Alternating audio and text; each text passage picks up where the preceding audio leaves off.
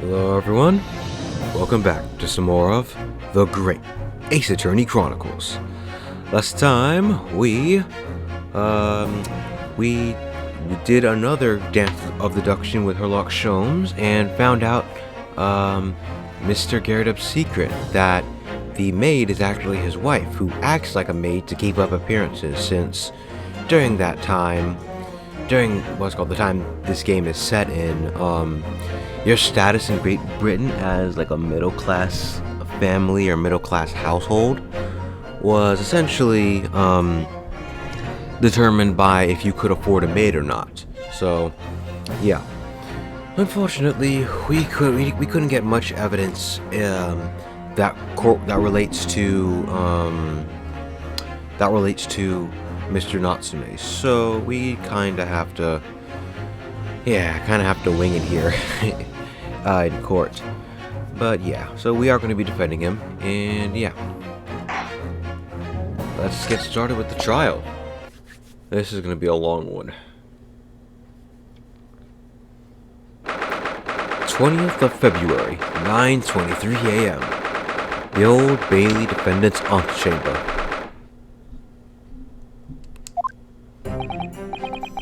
Well, I never expected this. Who'd have thought we'd be back here again so soon? We are on a study tour of Great Britain with the intention of learning the country's legal practices. In order to research the latest court procedures here, we need as much court experience as possible. Well, yes, I suppose that's true, but for the person in the dock, it may well be his or her one and only time in court, and it could be life-changing. In which case, treating it as research may seem a little, crass. Oh, when you put it like that, you're quite right. Good morning. Who said? Oh, probably what? Good morning. Oh, is it? Are his eyes red? What? Ah, Mr. Natsume. Good morning. Oh dear, are you alright? Your eyes are terribly bloodshot. The early bird catches the worm, as they say here in Britain. Yes, I've heard that expression. But I really don't want to catch a worm. So I tried desperately not to wake up early, but I was so worried I couldn't catch a wink. And now I'm absolutely exhausted as a result. Do all literary people take things so literally? Thank you for putting your faith in us today, Mr. Natsume. I wish I had 9 lives. My whole future hangs in the balance. I'm too terrified to tremble. Really? Because I can feel tremors in the floor. I can't do this. I can't take it. Although, locum student Mr. Naruhodo Esquire. Yeah? I caught a glimpse of the public gallery as I walked in by the courtroom. It looked like the opening night of the opera. There were so many people. I had no idea my case was such a notorious affair here in London. Oh, neither did I. It's probably because Van Zeeks is prosecuting, to be honest. Do you know why that might be, Mr. Sato? I'm sorry, Mr. Naruhodo, but I have no idea. So that all-knowing look in your face is just coincidence then, is it? Don't hide the truth from me. It's because of the Reaper, isn't it? Yeah, I knew it. It literally is. It's his second time prosecuting in 5 years. Of course everyone's gonna show up. Is that right, Mr. Sato? I purchased as many different newspapers as I could find this morning, and yes, Lord Van Zeeks is on the front page of every one. I knew it.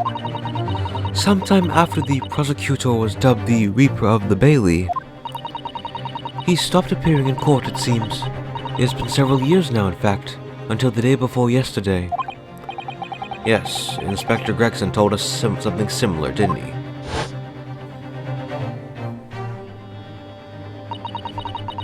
The trial 2 days ago marked up. Well, yeah, fine, I'll just do a normal voice. The trial 2 days ago marked Lord Van Seeks' return to the courtroom after a very long hiatus.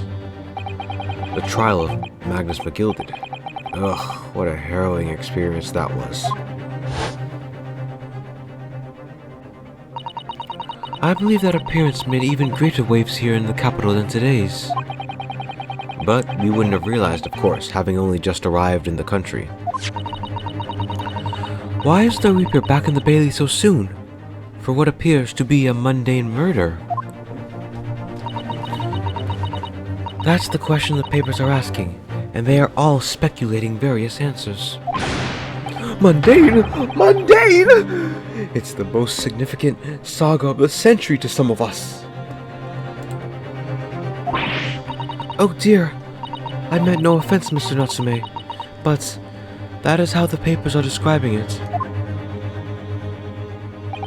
Well, lest we also forget the fact that it could spark an international incident. Obviously, the reappearance of this infamous prosecutor has caught people's attention. But there's another blatant similarity with the trial of 2 days ago. Yes, I agree. Locum student Mr. Naruhodo Esquire, it's you! Me? Well, I suppose that's true. Both times, it is you who stands against this legendary prosecutor. It can only mean that you're friends with the Reaper! Please, I don't rub shoulders with Deathbringers. I'm afraid that there's really only one other explanation. It can only be another example, Mr. Naruhodo, of your uncommon bad luck. Thanks for that. Oh, this is just my luck. Why must I be represented with a man with such frail fortune? By the least lucky lawyer alive! Well, let's not forget that it was you, Mr. Natsume, who asked me to represent you. Yes, it's true that I'm just a student, new to London with little in the way of experience or skills, or luck. But I promise you this, I will fight your corner until the bitter end, and I will believe in you, Mr. Natsume. Oh, benevolent locum student Mr. Naruhodo Esquire! You're not alone here with us, Mr. Natsume. Whatever happens, we will always be on your side. Oh, benevolent non-locum assistant Miss Mikotobra Esquiress! I am in your debt forever. I shall never forget. Oh, well. Yep, trial starts now. The court session is about to begin. Alright then, Mr. Natsume. It's time. Let's go. Yes! Here, I was trying to sound exuberant, but my voice literally cracks up. Whatever. When I'm doing Natsume, like I'm trying to sound like a guy who's actually constantly afraid, because that's how he is. That's how he looks, you know. So sorry if it literally sounds cringeworthy. It's because it literally is. This is it. My second appearance in a British courtroom, and my second trial against the Reaper. I hope you're watching over me, Kazuma. Because this time, I won't let my faith waver. I'll believe in my client to the last. Just like you believed in me. I believe I can do this now. I'm ready for this fight. Alright. Let's begin. The Old Bailey courtroom. Ooh, different. Is that Miss Gyarados? In the name of Her Majesty the Queen, I hereby declare this court to be in session. I now call upon the counsel for the prosecution and the defense to declare their willingness to proceed. The prosecution is fully prepared, my lord. The defense is ready, my lord. The Nipponese are a truly fascinating breed. Sorry, what? Lord Strongheart has told me all about you. That you are a student who arrived in London not but 2 days ago. A mere amateur. Do you have a point? Being a compatriot, you feel compelled to try and help the accused, I suppose. Typical Nipponese arrogance. Forgive me, but I do not believe arrogance is an appropriate description. Susato-san. After all, at our previous encounter, the defendant was found to be innocent.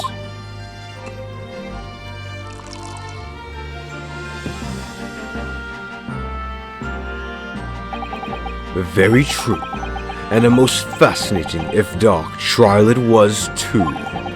The tragic conclusion came later, of course. Here's to the acquitted, and his unfortunate violent end. Wow. And he was literally there to watch that happen. That is cold. Thank you, counsels. I see both sides are in fine fettle. Now, ladies and gentlemen of the jury, are you ready to carry out your duties here in court as impartial members of the public? And Mr. Fairplay? Okay. You never know when you might be down on your luck, but I believe in fair play for everyone. Well, I must warn you, I'm rather more ruthless than I appear. Oh well, not me. What you see is what you get. I'm a peace-loving fellow. I'm afraid to say I think it's quite possible that mustached foreigner did the deed. Yeah? Oh, him. Come on. What are we waiting for? No doubt he did it anyway. Sorry. I didn't quite catch that. Yeah, that's another old guy, so I don't want to make him sound too much like the judge. Very well, let us proceed. Your opening statement, if you please, Lord Van Zeeks. Very recently, Great Britain signed an alliance with the rising power in the Far East. The accused in the dock today is a student from that same land, a certain Mr. Soseki Natsume. And while our country has extended this foreign student the warmest of welcomes, regrettably, the kindness has not yet been returned. In fact, this student is accused of a most sinister act. Of plunging a knife into the back of an innocent woman who was doing nothing but walking down the street. A knife crime. I tell you from better experiences, those are the worst. Bloody oath they are. Just look at that sallow complexion and short stature. He's one of those dreadful Japanese. Yeah? Come on, let's get this over with. With me now, everyone. 1, 2, 3. Sorry, I didn't quite catch that. Pray, forgive the discourtesy of smashing my hollow chalice here in this great chamber. Allow me to call the first witness to the stand. Very well. Bailiff, lead the inspector in, please.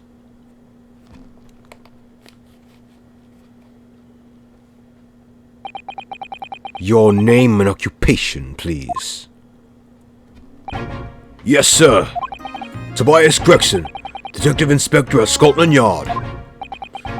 Would you please summarize the events of the case for the court, Inspector? The victim is thought to be a young woman in her 20s by the name of Olive Green. I beg your pardon, Inspector. Thought to be? Yes, having been stabbed in the back by her attacker's knife, the victim fell unconscious. That was 3 days ago now, and she's been comatose ever since. Oh, so she's not even dead. She's just in a coma. Comatose. I see. But her life is not in danger? Fortunately for the Eastern students, the charge will not be murder. Pray, elaborate on the details, Inspector.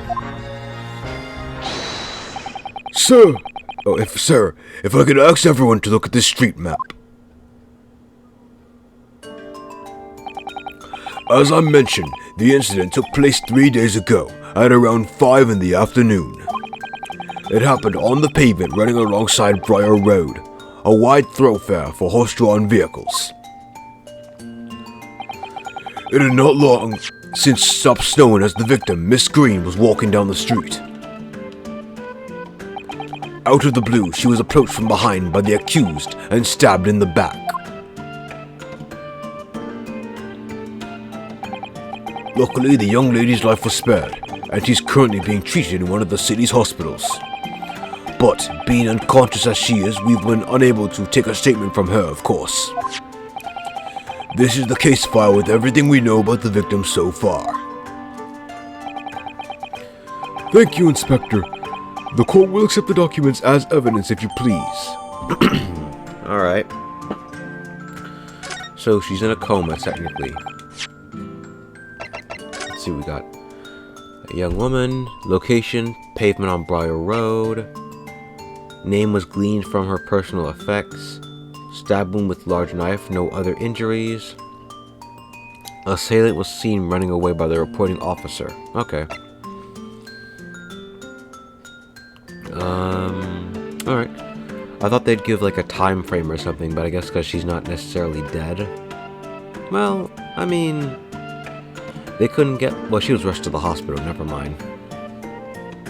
I was gonna say they couldn't get like an autopsy person in to at least look at the injuries, kind of guess before they fix her up, but it's a knife to the back. I mean, if they don't save her quickly, she could literally die or become paralyzed.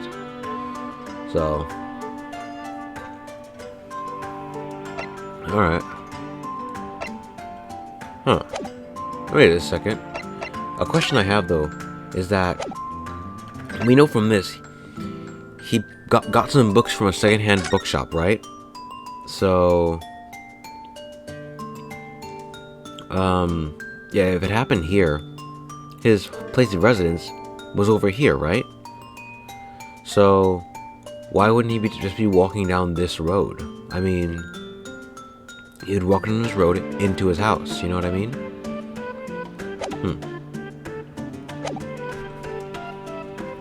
What's of the weapon that was used? Sir, I have that here. It was removed from the victim's back. Ouch. The big thing is starting to make me scared to walk down the street now. That's a pocket knife. Huh. With a heavy blade like that, almost anyone would have been able to stab the poor woman. Even the scraggly looking Soseki-san, I suppose. A common or garden jackknife, I would say. Rather nondescript. Thank you, Inspector. The court accepts this blade as evidence. Alright. Well. Now then. Oh wait, no, let me actually look at the knife beforehand. You need to look at every bit of evidence you get before you even can think of. What the? The tip is gone.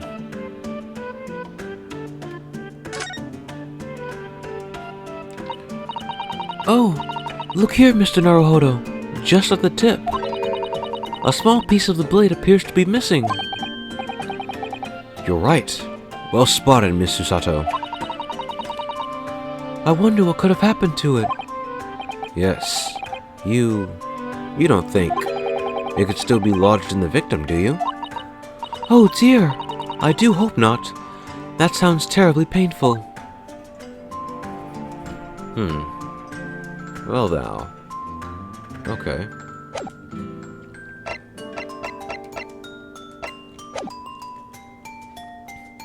Now then, what do we know of the motive? Money or valuables, I presume?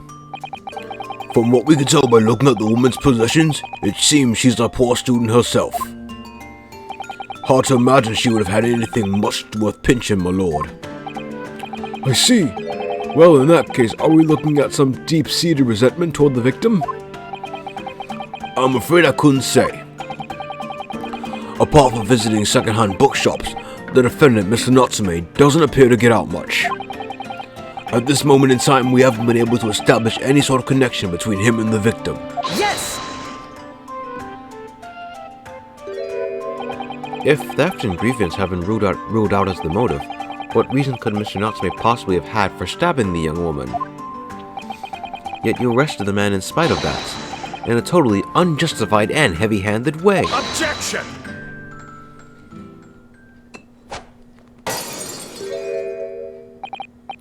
Pray, forgive the discourtesy of flinging a freshly uncorked bottle into the public gallery. But your words have soured its hallowed bouquets. For it is you, my learned friend, who is being heavy-handed here. What? Scotland Yard does not arrest people without good cause. That should be beyond question. Inspector Gregson, the prosecution calls for your formal testimony. Explain to the court precisely why the constabulary came to arrest the Nipponese student. Yes, sir.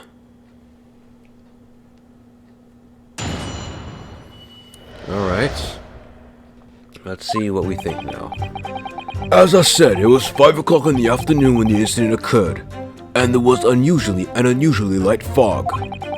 Visibility was reasonably good, and there was no one else about but the victim and the accused. Out of the blue, the victim was stabbed from behind and subsequently collapsed on the pavement.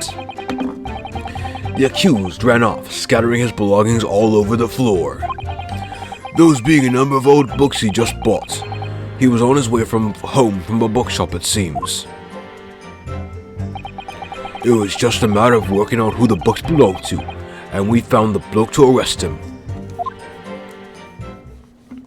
Alright. Old books, you say? Yes, my lord. I have a photograph of the scene of the crime, taken immediately after the incident. Yeah? While she's on the floor? Really?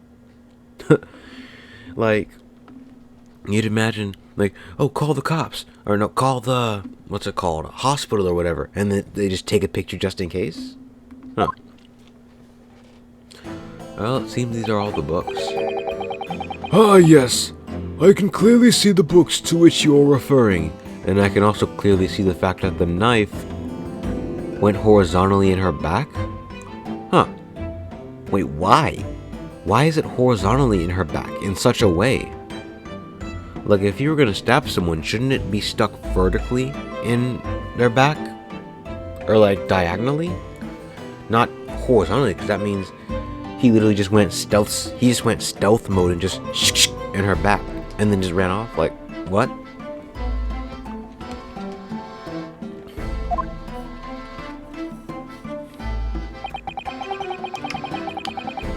I will take that photographic print as evidence, please, Inspector.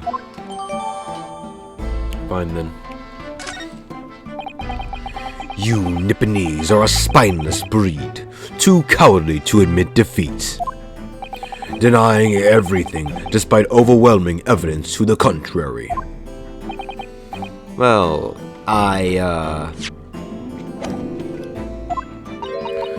Forgive me, Lone Benzeeks, but the defendant is not denying everything, as you put it. what are you doing, Mr. Sato? Do go on. Mr. Natsume has admitted to playing some part of the incident. Isn't that right, Mr. Naruhodo? Well, now you mention it. When we visited him in the prison yesterday, he did tell us what had all happened. As I was walking along that accursed pavement, I could make out the sole silhouette of another ahead of me. A woman, wearing a green overcoat she was, and just as I went to overtake her,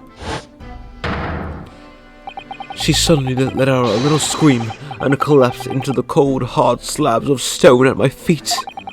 I was terrified. I had to get away from there. So I ran, as fast as my leg would carry me back to my accursed lodgings. Huh. Our green overcoats?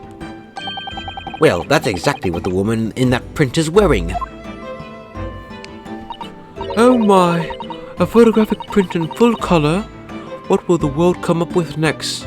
Multiple photographic prints, displayed one after another in rapid succession, so fast your eyes won't be able to follow. The defendant has done nothing more than admit he fled the scene of a terrifying incident. That does not mean he's guilty of the heinous crime of stabbing the woman in the back. There was nobody else there at the time, just the two of them, the victim and the accused. In other words, there is nobody else who could possibly have stabbed the woman. A fact that the accused concedes.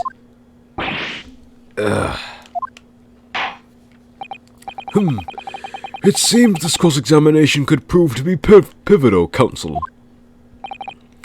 Proceed, please. Yes, my lord. Nothing for it. I have to use this cross-examination to turn the tables. Here. It's our only chance. Alright. Let's see what we can do. An unusually light fog, eh? A light fog, you say? Well, like for London. You could see the opposite side of the street for once. Not much farther, though. That's light. Is it? That's light, is it? Around these parts, yes. Not something I'd expect a Japanese fellow like yourself to know, of course. I've read that London is famous for its fog, but in my country people usually imagine that gives the rest city a rather beautiful appearance. Tisk, how quaint.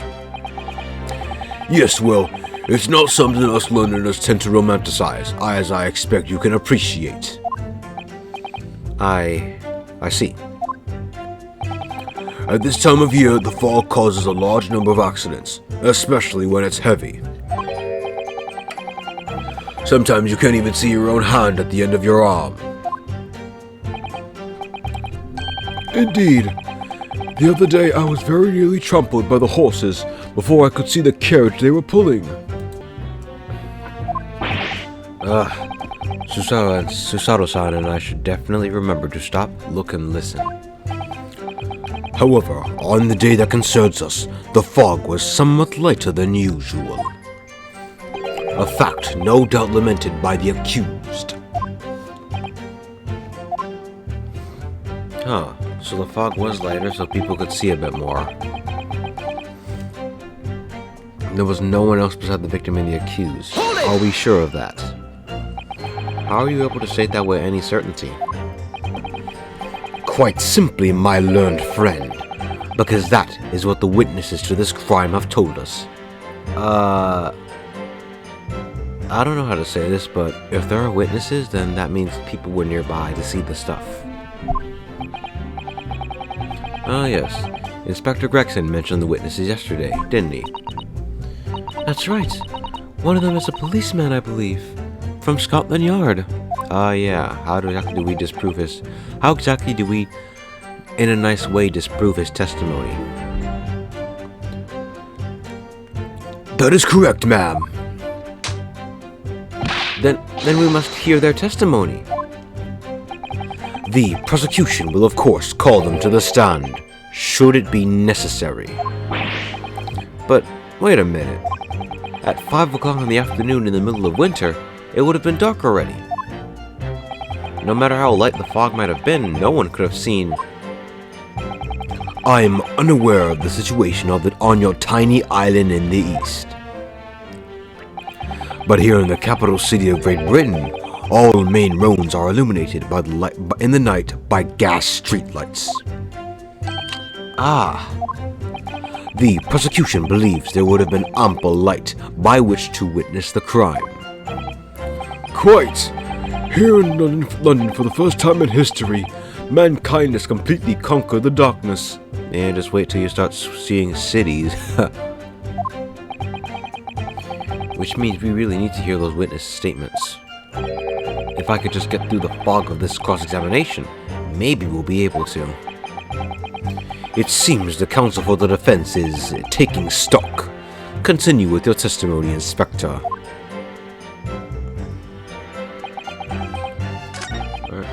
Out of the blue, he was stabbed from behind and collapsed. Okay. From behind, you say? Well, yeah, look at the pictures. Not exactly from the front.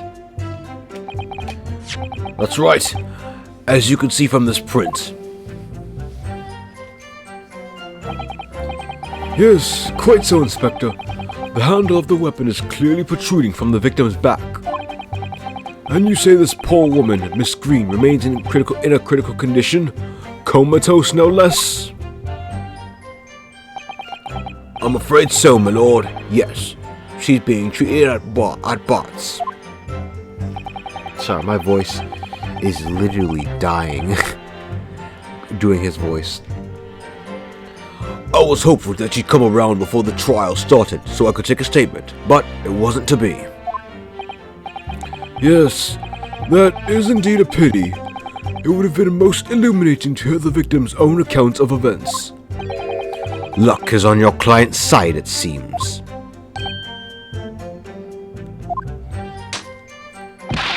On the contrary, my client has been exceedingly unlucky. Your force of tone is seriously undermined by those disturbingly wide eyes, I'm afraid. Ugh.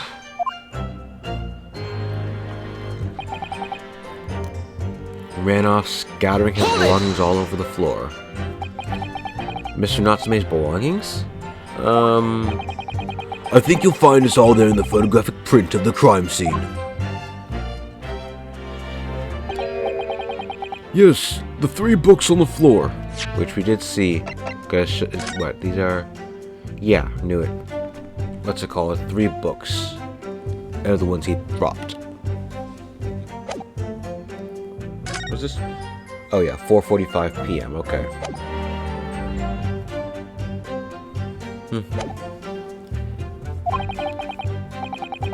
That's right, my lord. Second-hand books they were. Irreparably damaged after falling in the snow, of course. Hey now, I don't think... I mean... This one looks fine. This one also looks fine. This one... I mean... It's alright. Might be a bit wet, but... I mean, I wouldn't go so far as to say they're damaged.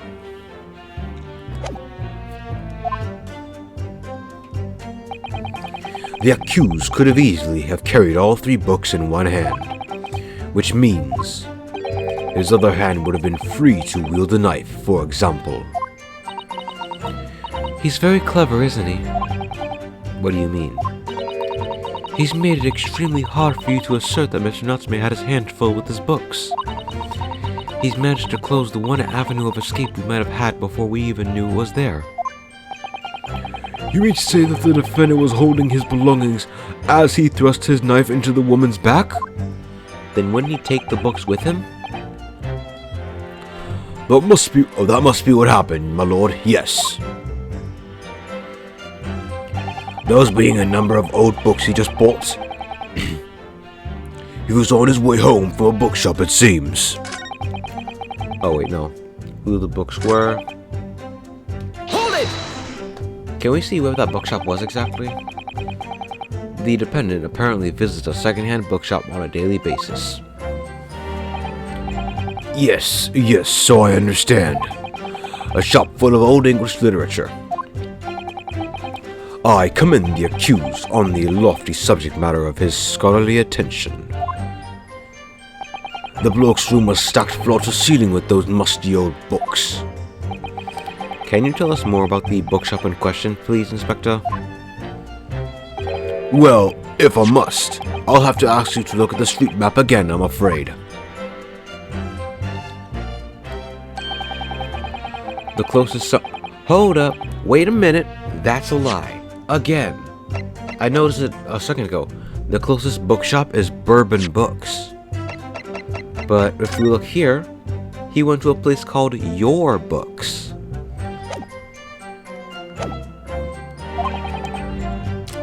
A little place in the corner of Briar Road and Meerschaum Street. As it happens, the accused is currently living in lodgings on the other side of Briar Road at the opposite end. Which means, it doesn't take a genius to work out the route he would have taken home. Something like this. I mean, you could have just walked across the street and walked the other direction, right? I mean... Yes, I concur with your conclusion, Inspector. The defendant would have certainly passed the scene of the crime on his way home from that particular shop. Mr. Naruhodo, I think that what the inspector just told us could turn out to be of vital importance. Yes, I agree. The most important point the inspector made it being the bookshop's name. Inspector Gregson, may I ask you a favor? What? Would you kindly add the name of the bookshop to your formal testimony, please? I believe it may be of vital importance. Maybe. Oh, well, you know, I mean, yes, it could be a very important clue. Very well. Not that I could see it being of any great significance. But please revise your testimony accordingly, Inspector. Yes, sir, my lord. Whatever you say. Could the man be any more sardonic? Bourbon Books, no. Objection! If I could just stop you there, Inspector Gregson. What is it, Sunshine? I'm a busy man, you know. This is a receipt we found in Mr. Natsume's room. It was issued on the day of the incident and details the purchase of 3 second-hand books. And you found that in the accused's room, did you? Yes, but the point is not where the receipt was found, but the name of the shop printed on it. Go on. This receipt was issued from a bookshop called Your Books. Your Books? Y-O-R-E, I presume? Yes, my lord. So, Mr. Natsume did indeed purchase a number of books at a second-hand bookshop that day. However, the bookshop in question was not Bourbon Books. Huh? What? Inspector, do you know of this other bookshop? Yes, sir. Your Books is another second-hand shop not far from Bourbon Books. I need a new voice for Gregson. Because that last one is literally killing my throat. Alright. I guess I'll switch to this voice for now. I mean, well, I don't know, I kinda wanna give it, Is that too similar to, Lord Van Ziek's voice? Whatever. It's just that, well, it's such a small place, I didn't think the accused would have known about it. Objection! But in fact, that is the bookshop in which the defendant visited on the day in question. And this receipt proves it. Objection! Yes, for what difference it makes. Wherever the man purchased his musty tomes, it makes no difference in the final analysis. Objection! I disagree. After all, I have the street map here if that may be of help. Yes, thank you. Have a look at this, please. If the defendant had been returning from Bourbon Books, then yes, he would almost certainly have passed the place where Miss Green was attacked. However, if we take into account the fact that he was actually at another bookshop, Your Books, it may very well turn out that he wouldn't have passed that location at all. Could that be true? My. It rather depends on where this other bookshop is, but I do declare that it may be a possibility. Is that right, Mr. Lawyer, sir? What you just said? Absolutely. It could be right. It absolutely could be right. Alright, well, where is this Your Books establishment? Well, obviously we looked into that. It turns out that Your Books... Oh, it's here on the next corner of Meerschaum Street going east. Oh. Huh. Well... Sorry. Well, then... Although he could have easily taken Meerschaum Street down Briar Road, he could have easily gone down Calabash Road in that direction, then gone on to that southern road there towards Briar Road to his lodgings. It's the long way around, sure, but at the same time. And there you have it. As you can clearly see now. Oh.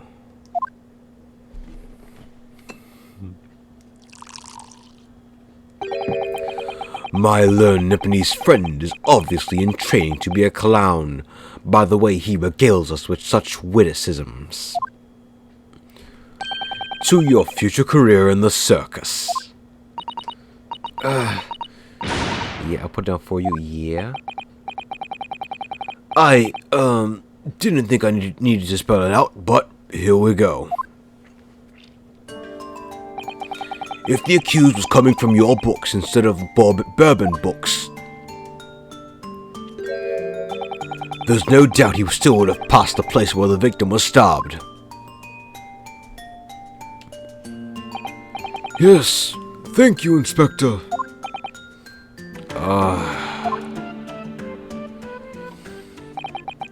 Allow me to reiterate that for my learned, if somewhat slow, Nipponese friend. Wherever the man purchased his musty tomes, it makes no difference in the final analysis. Yeah? As I suspected, you can't fool me, and I don't suggest you try. What did I say, huh? I've had enough of this business now. Beg your pardon. Terribly sorry, but would you mind repeating that? Mr. Naruhodo, we mustn't give up. What? What do you mean? If the prosecution's assertion is correct, the members of the jury may very well decide that Mr. Natsume is guilty. Ah, she's obviously right. We must consider the assertion just put forward by the prosecution very, very carefully. They claim he must have passed the incident, but I'd raise an objection because he could have easily have gone around down Calabash Road in that way. The assertion just made by the prosecution is fundamentally flawed. Explain yourself, Counsel. Yes, my lord. You can see what I mean on this map. When returning from your books to his lodgings, Mr. Natsume could have followed the route suggested by the prosecution. However, that isn't the only conceivable route to take between the two places. If the defendant used these streets, look what happens. He arrives back at his lodgings without passing the location where the victim was attacked. Objection! But by Mr. Natsume's own account, wait a second, yeah, hold up. If he couldn't have gone that direction because by his own account, he was behind Mrs. Green. In other words, they had to have been going the same direction. Talking back to a clown is a fool's errand, of course. However, I feel compelled to point out that route is what is commonly referred to as the long way round. Ah, On a cold winter's night, why would any man choose to take a longer route home? Well, The answer is extremely simple. He wouldn't. In other words, the accused took the obvious route back to his lodgings and is the obvious perpetrator of this crime. Objection! aha, yes, I've got it. Obviously, we must ask the man himself. Ask Mr. Natsumi which route he took home. I have already informed the court of the accused's response to such questioning. He claims he has no recollection.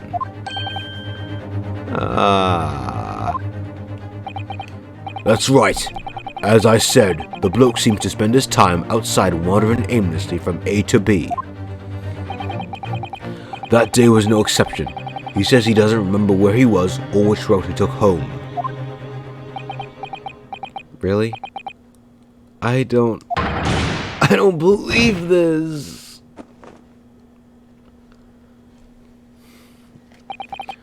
I thank you, my learned friend, and suggest that we do not waste any more of the court's time by wandering aimlessly around this subject.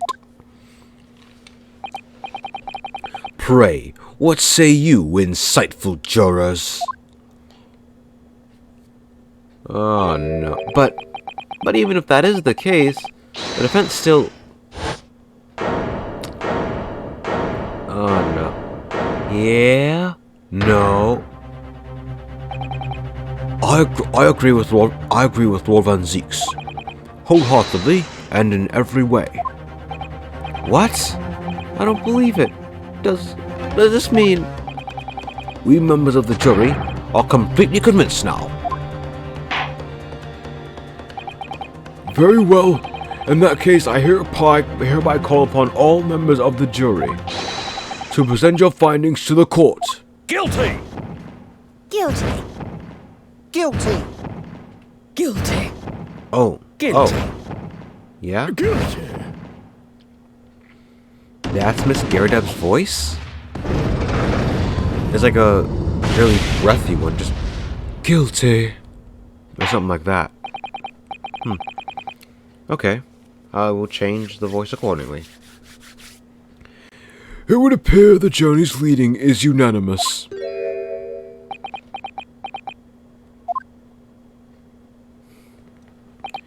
To the insightful members of the jury, I applaud your brave resolve. You serve Queen and country admirably. Mr. Naruhodo. No, not yet. This isn't over yet. I still have one last chance to sway the opinion of the jury.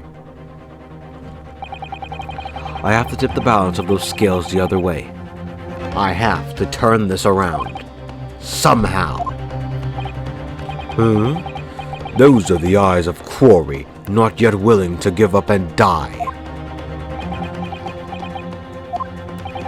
So, I presume you intend to wield your rights again in this trial. Rights of the defense, written into I am messing this up. Rights of the defense, written into antiquated British law that should have been buried long ago. Call it antiquated if you will, but it's the defense's prerogative to carry out a summation examination if it so chooses. Very well, counsel. In accordance with the letter of the law, we shall proceed with the summation examination. And that is where we'll end things off here, yes. I kind of want to end things off before we go a bit too far. Like if we start the summation examination, chances are we'll be in it to like an hour and 20 minutes, an hour and 15 minutes, so I figure we may as well, it's better off to just kind of end it here, you know? So, yeah. With that being said, next time we are going to, what are we going to do? Next time we are going to,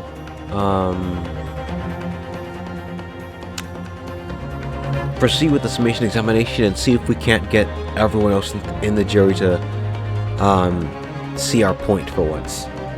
Yeah. I'll see you all next time.